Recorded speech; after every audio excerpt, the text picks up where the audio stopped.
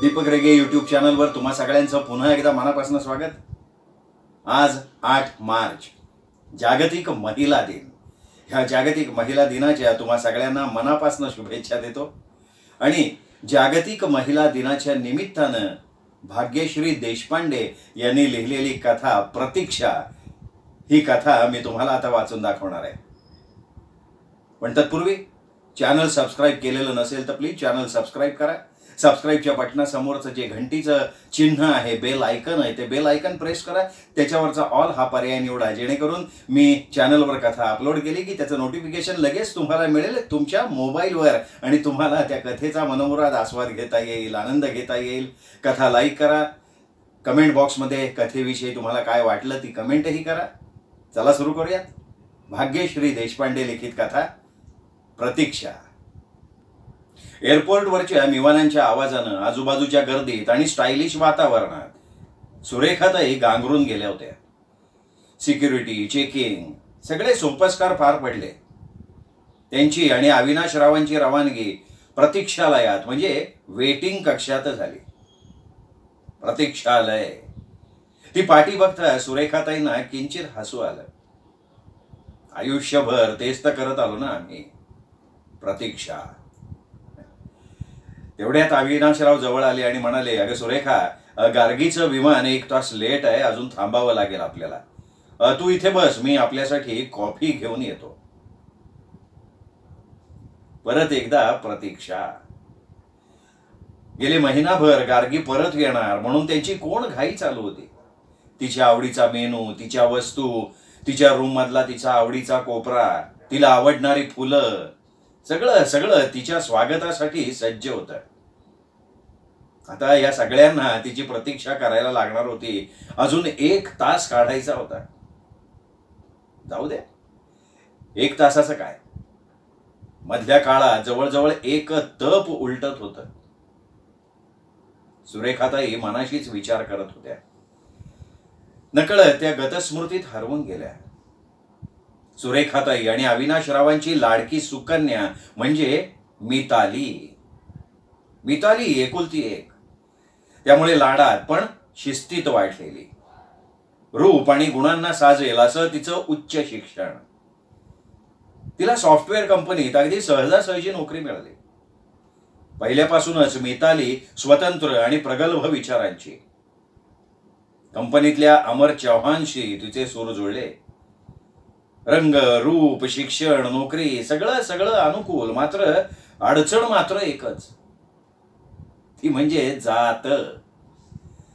दोन्ही घराण्यातून अर्थात विरोध झाला, पण मुलीच्या ठाम मतापुढे अविनाशरावांनी माघार घेतली. जावई मात्र लाखात एक होता, मितालीच्या आई वडिलांना समजावून घेणारा. लवकरच विवाह पार पडला आणि मिताली आणि अमर जॉबच्या निमित्तानं चेन्नईला शिफ्ट झाले.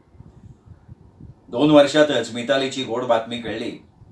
पुन्हा एकदा सुरेखाताईंना बळ मिळालं.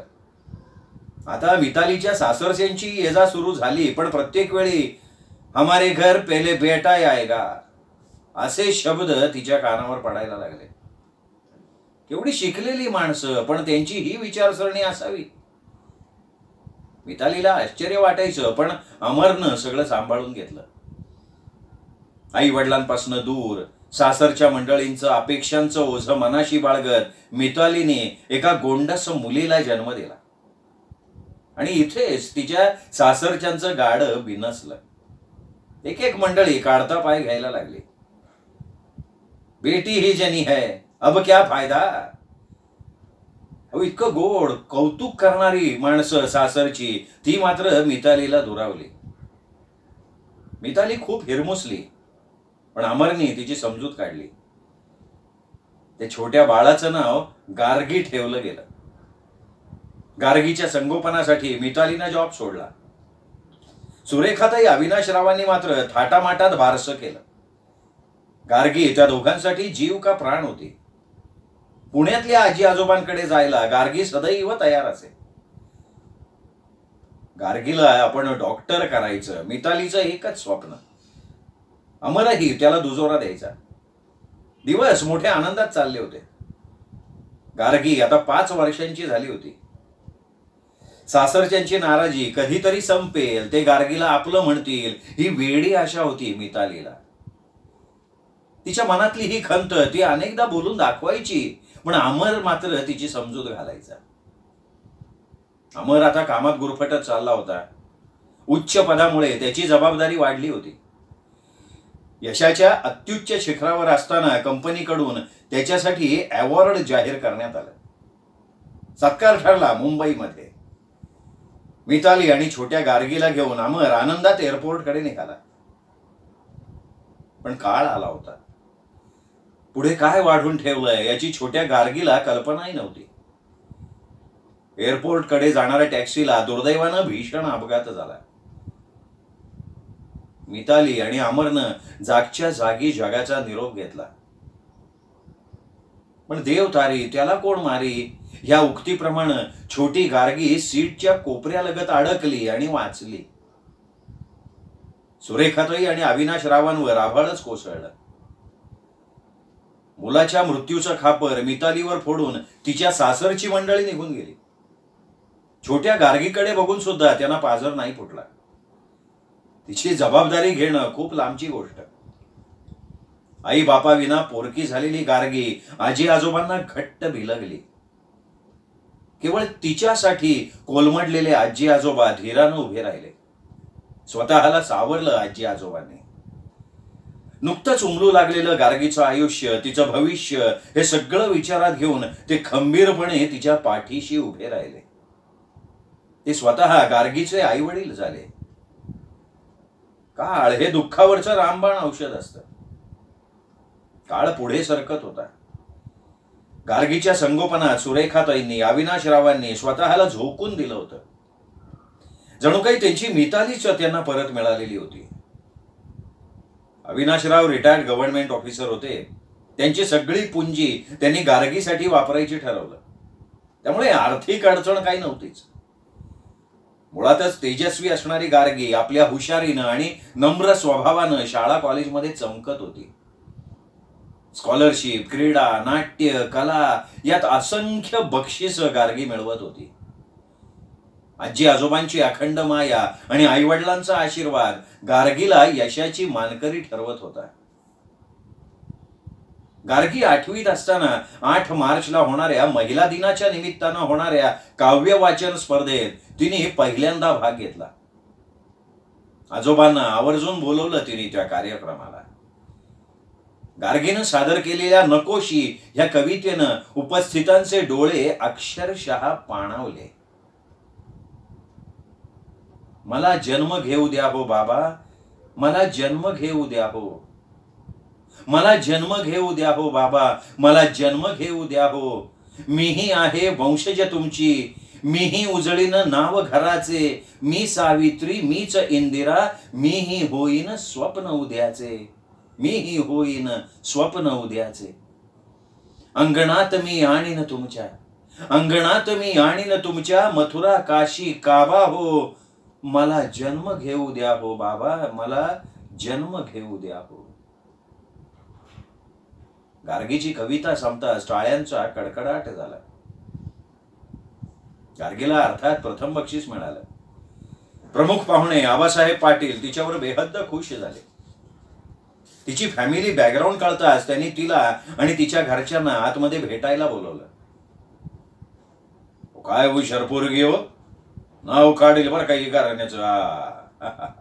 बोलवा बोला तिच्या घरच्या मंडळींना, तिला आतमध्ये बोलून घ्या, बोलून घ्या, बघू तरी कोण मंडळी येते. गार्गीचे आजोबा आणि गार्गी पाहुण्यांसाठीच्या VIP रूम मध्ये गेले. पण प्रत्यक्षात मात्र अविनाशरावांना बघताच आबासाहेब पाटलांचा चेहरा खाडकन उतरला. मगाशी आपलं भरभरून कौतुक करणारे प्रमुख पाहुणे आजोबांना बघताच एकदम गप्प का झाले, गार्गीला काही समजेना. अर्जंट कॉलचं निमित्त केलं आणि आबासाहेबांनी तिथून काढता पाय घेतला. रात्रीच्या वेळी आजी आणि आजोबांचं बोलणं गार्गीच्या कानावर पडलं. आजोबा म्हणत होते, सुरेखा तुला सांगतो, असा राग आला होता ना त्या आबासाहेबांचा. अगं सोन्यासारखं माझं लेकरू त्यांच्या पुढ्यात उभं होतं ग, पण नाही पाजर फुटला त्या माणसाला. भाषणात तर मार्ग काय आव्हानला होता त्याने. हो, म्हणे मुलींचा सन्मान करावा, घराण्याच्या ह्या पणतीला जपायला पाहिजे. दांभिकपणा नुसता. काय माणसं आहेत का कोण आहे ती? अगं स्वतःच्या नातीबद्दल एवढं सुद्धा प्रेम वाटू नये यांना. तुला सांगतो, तो प्रसंग आठवला ना तरी संताप संताप होतो बर का माझा. आजीनी आजोबांना शांत केलं. शांत व्हावं. वा शांत व्हा.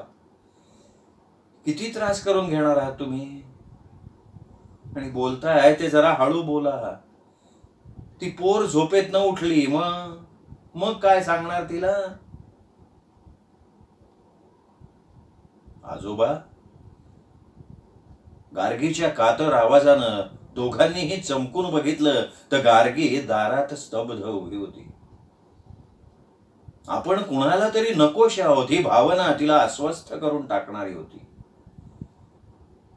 आपल्या बाबांचे आई बाबा कुठे असतात असं तिने अनेकदा विचारलं होतं, पण हा विषय टाळणारे आजी आजोबा तिच्यापासून काहीतरी लपवतायत याची तिला कल्पना येत होती. म्हणून मग गार्गी ही जास्त खोलात शिरत नव्हती कधी. कारण तिच्यासाठी तिचे हे आत्ता इथे असलेले आजी आजोबा हेच तिचं दैवत होतं, तेच तिचं विश्व होतं. पण त्या दिवसापासून मात्र गार्गी हळूहळू बदलत गेली, जास्तच समजूतदार झाली. आपण एक नामांकित डॉक्टर व्हायचं आणि आईबाबांचं स्वप्न पूर्ण करायचं असा ध्यास गार्गीच्या मनानं घेतला. महत्वाकांक्षा आणि जिद्द ह्या बळावर तिने आईवडिलांचं स्वप्न पूर्ण करायचं ठरवलं. गार्गी बोर्डात चमकली. सहजासहजी तिला मेडिकलला ऍडमिशन सुद्धा मिळाली. सगळ्यांच्या आनंदाला पारावार नव्हता. मुलगी म्हणून कुठल्याही गोष्टीसाठी गार्गीला आजी आजोबांनी कधीच मागे खेचलेलं नव्हतं. आजी आजोबांना गार्गीच्या रूपात मुलगाच मिळालेला होता. आजी आजोबांचं दुखणं, त्यांच्या सगळ्या वैद्यकीय तपासण्या, त्यांचे बँकेचे व्यवहार, बाहेरचे सगळे व्यवहार गार्गी एखाद्या मुलाप्रमाणे सांभाळायची. गार्गीच्या यशात मोठा वाटा तिच्या आजी आजोबांचा होता ह्याची गार्गीलाही जाणीव होती. आजोबा तिच्या बरोबरीनं अभ्यासासाठी जागरण करायचे. सुरेखाताई तिला हवं नको ते सतत बघायच्या. तिच्या क्लासेसच्या खाण्यापिण्याच्या वेळा अगदी न चुकता सांभाळायच्या. तिच्यासाठी नवनवीन पदार्थ शिकून घ्यायच्या. गार्गीच्या मैत्रिणींचा घोळका सतत त्यांच्या घरात असायचा. नव्या पिढीशी संवाद साधून त्यांच्या गप्पात आजी गार्गीला साथ द्यायची. अविनाशरावांनी तर गार्गीसाठी चॅटिंग, कम्प्युटर, नेट सगळं शिकून घेतलं. गार्गीला कुठेही जनरेशन गॅप वाटणार नाही याची आजी आणि आजोबा दोघंही अगदी सतर्क राहून काळजी घेत होते. गार्गीचं संगोपन करणं म्हणजे फक्त तिचं खाणं पिणं, कपडा लागता, शिक्षणासाठी लागणारा पैसा पुरवणं एवढंच नव्हतं, तर तिच्या आईबाबांची जागा घेऊन तिची मानसिक गरज पुरवणं, तिची मैत्रीण बनून राहणं जास्त गरजेचं होतं. आणि काळाची गरज ओळखून उभयतांनी हेच केलं. आणि त्यामुळे गार्गी कधी एकाकी नाही पडली. ज्या मुलीला मुलगी म्हणून अभेरलं गेलं, नाकारलं गेलं, तिला स्वातंत्र्य, तिला अस्तित्व मिळवून देण्यासाठी जे काही करता येईल ते आजी आजोबांनी केलं. मेडिकलला गार्गी युनिव्हर्सिटीत पहिली आली. आता तिला एकच ध्यास होता, सुप्रसिद्ध गायनिक डॉक्टर व्हायचं, स्त्री भ्रूण हत्या रोखायची, समाजातली ही विकृती बदलायची. मुलगी सुद्धा मुला एवढी श्रेष्ठ असते, ती सुद्धा कुटुंबाचा आधार बनते हे गार्गीला सिद्ध करायचं होतं.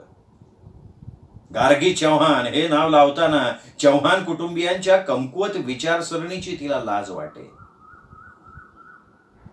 अशी कितीतरी उच्चभ्रू कुटुंब समाजात ताठमानेनं फिरतायत याची गार्गीला खंत वाटायची. आणि म्हणूनच फक्त डॉक्टर नाही तर MD गायनिक डॉक्टर व्हायचा निर्णय गार्गीनं घेतला. आणि तो क्षण आजी आजोबांच्या आयुष्यातला खराखुरा तृप्तीचा क्षण होता. थरथरत्या हातांनी आजींनी तिची दृष्ट काढली. मितालीच्या फोटोपुढे कितीतरी दिवसांनी आजी आणि नात ढसाढसा रडल्या. इतके दिवस दडपून ठेवलेल्या भावनांना आवर घालणं अशक्य होतं. पण आता पुढे एवढ्यावर थांबून चालणार नव्हतं ना. एमडी गायनिक करण्यासाठी गार्गीनं परदेशी जायचा निर्णय घेतला.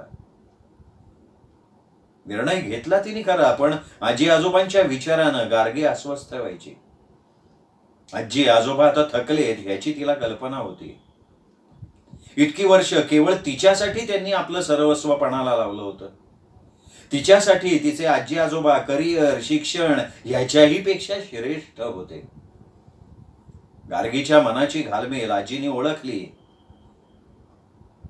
आजी गार्गीला म्हणाली, अगं गार्गी, कसला विचार करतेयस? तुझी मनापासून जायची इच्छा आहे ना, माहितीये मला. तू आमचा विचार बाजूला ठेव ग.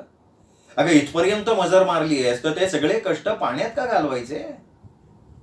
हे बघ बाळा, तुझ्या आईबाबांचं स्वप्न आणि त्यातूनही तुला स्वतःला सिद्ध करणं हे आमच्या मायेपेक्षा खूप पलीकडचं आहे बेटा. तुझं आकाशात असं उंच झेपावणं खरं तर आम्हाला जगण्याचं बळ देतोय. आणि खरं सांगू का, तुझे आजी आजोबा म्हणून आम्ही कृतार्थ झालो आहोत. तुझ्यासारख्या मुली आपल्या देशाचं, घराण्याचं नाव मोठं करू शकतात हे सिद्ध करायची संधी आली आहे आता तुला. गमावू नकोस बेटा ती. जा बेटा जा, आमचे आशीर्वाद तुझ्या पाठीशी आहेत. आजीच्या या कणखर बोलांनी गार्गीच्या मनावरचं मळभ एकदम दूर झालं. तिने आवेगानं आजीला मिठी मारली, आजीचा आशीर्वाद घेतला. मग पुढची चक्र भराभरा फिरली. गार्गी 3 वर्षांसाठी परदेशी निघून गेली. तिची तिथली प्रगती ती वेळोवेळी आजी आजोबांना स्कायपेवरून दाखवायची. आजी आजोबांचा ऊर अभिमानानं भरून यायचा. बघता बघता 2 वर्ष सरली. सगळ्यांच्याच प्रयत्नांना यश आलं आणि गार्गी एमडी गायनिक सर्जन झाली. खरं तर परदेशात तिच्यासाठी खूप ऑफर्स होत्या, पण गार्गीचं ध्येय ठरलं होतं भारतात येऊन इथे होणाऱ्या स्त्री भ्रूण हत्या रोखायच्या. त्या अन्यायाला रोखठोक उत्तर देण्यासाठी गार्गी जणू सज्ज होती. ये कॉफी घे ग. अविनाशराव हातात कॉफी घेऊन आले आणि सुरेखाताई भानावर आल्या. गार्गीचं प्लेन लँड होत असल्याची अनाउन्समेंट झाली. सुरेखाताईंनी डोळे पुसले. या अश्रूंमधून गार्गीचा चेहरा स्पष्ट दिसेल का नाही ह्याचा त्या विचार करत होत्या. अधीरतेनं अविनाशराव आणि त्या गार्गीच्या येण्याची वाट बघत होते. आणि इतक्यात पांढऱ्या शुभ्र वेशातली स्मार्ट डॉक्टर गार्गी पुढे आली. तिचे डोळे आजी आजोबांनाच शोधत होते. तिने हात हलवला, दोघांना विश केलं. आत्मविश्वासानं, ज्ञानानं आणि ध्येयपूर्तीनं तळपणारी गार्गी अत्यंत सुंदर आणि तेजस्वी दिसत होती. सुरेखाताई, अविनाशराव अभिमानानं मिताली अमरच्या या सुंदर स्वप्नाला स्तिमित होऊन बघत होते. आज त्या दोघांची ही तपश्चर्या फळाला आली होती आणि आज त्यांची प्रतीक्षा खऱ्या अर्थानं संपलीही होती.